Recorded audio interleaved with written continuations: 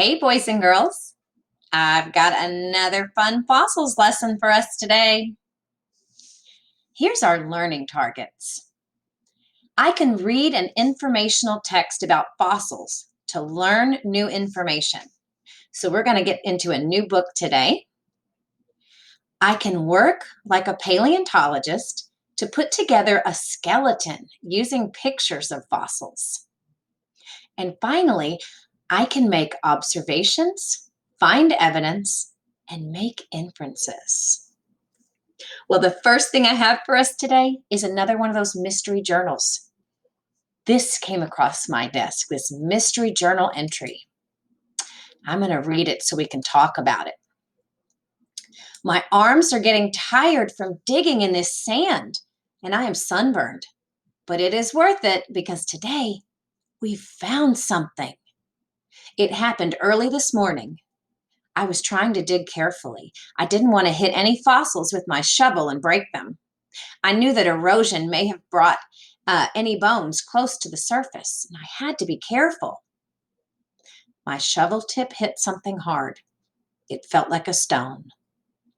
Wow, this might be it, I thought. I quickly put my shovel down and took out a large brush.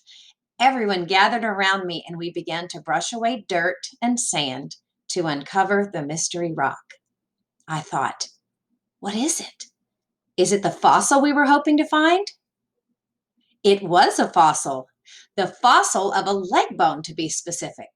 We spent all day carefully brushing the dirt away until we could see this whole thing. We knew we'd found something spectacular because this bone was gigantic. I had never seen a bone this large before. Once it was uncovered, I measured with my tape measure. It was 7 feet long. I wonder what animal this bone belonged to. It must have been huge. I wonder what I can learn by studying this fossil closely.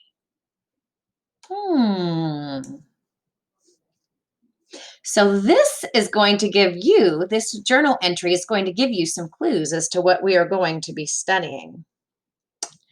How did the bones come to the surface in this person's entry here? Yeah, it said erosion. So as the dirt fell away or was washed away, now that you got down through some of the layers and suddenly here came the bones. Let's take a look. What do you think this author is going to learn by studying this fossil closely? Well, that's a good question. What can we learn by studying fossils? That's our first driving question. How do readers learn more about a topic from informational texts? That's our second driving question.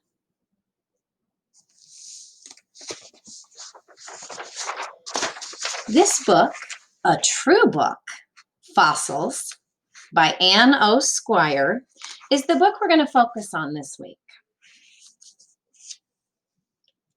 Paleontologists are a lot like detectives.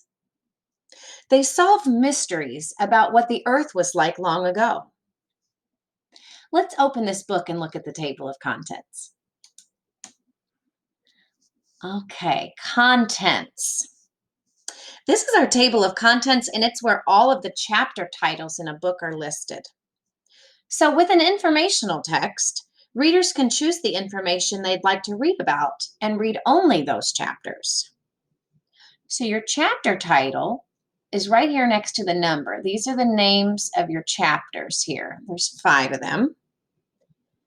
And so chapter 1 is called Clues from the Past.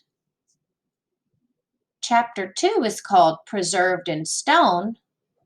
And chapter 5 is called Learning from Fossils.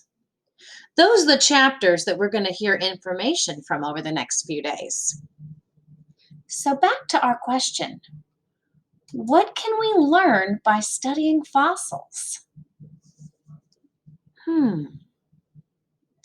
So the first activity I have for you guys today you're going to have a Google slide, and it's just got pictures of different bones. These bones belong to a saber-toothed tiger. Now, if we were in the classroom, I would print this out for you, and you could carefully trim around each of these little pieces and work together with a partner to try to put them together like the pieces of a puzzle and see if you can put together a saber-toothed tiger. If you don't have a printer, that's totally fine. What you're going to do is you're going to use this slide to try to draw a saber-toothed tiger on a piece of paper, what the skeleton would look like, the fossilized bones. So you're going to say, let's see, I think this might be the middle or the chest. So I'll draw that in the middle.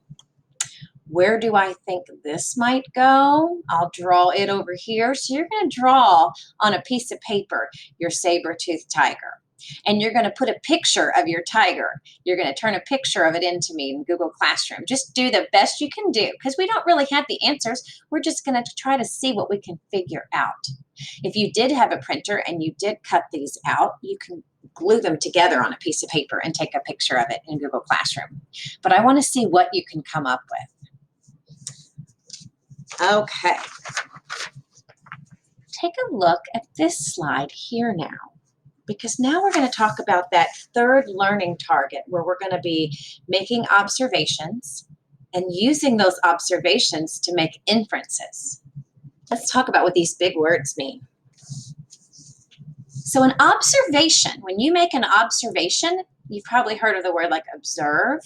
We do that a lot in science, but we do it in reading a lot too, and just in thinking.